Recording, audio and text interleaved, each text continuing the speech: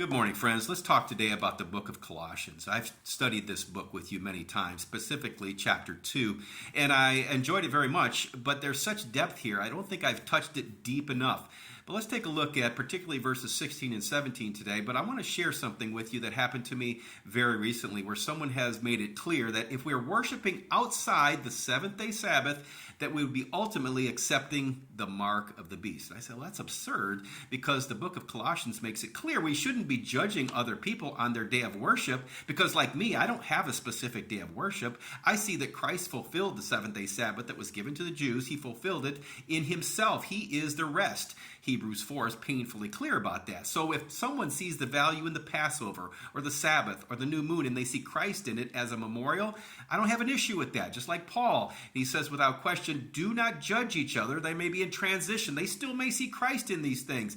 But he does give us a warning in saying, listen, you shouldn't be forever holding on to those things because Christ is the substance of those things. Let's take a look at Colossians chapter 2 and verse 16 where it says, let no man therefore judge you in meat or in drink or respect of a holy day or of the new moon or of Sabbath days. Those things are permitted, but they are no longer required. No Sabbath. Again, I make it very clear, the Jews were given a Sabbath day of rest, the seventh-day Sabbath. But when that was fulfilled in Christ, it passed away in the rest that we find in Christ, the eternal rest that we find in peace in Christ. He says this in Matthew chapter 11. There is no doubt about that. He says the reality of this is Christ, which are shadows of things to come, but the body, the reality is Christ.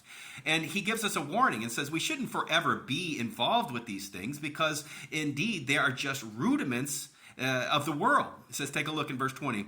Wherefore, if you be dead with Christ from the rudiments of the world, why, as though living in the world, are you subject to ordinances? Why?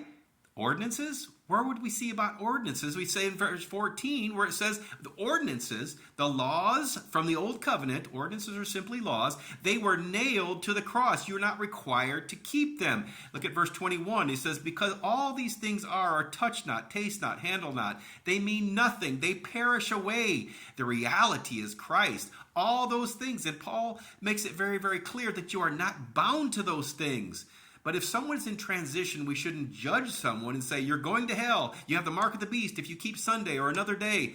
You see again in Hebrews 4, we enter into Christ, our eternal rest. And what day of worship is that? He says you enter into Christ today, right now. There is no replacement for Sabbath. It's Christ, the fulfillment. So my friends, enter into Christ today, the fulfillment of the Sabbath and every ordinance found in the Old Covenant in Torah.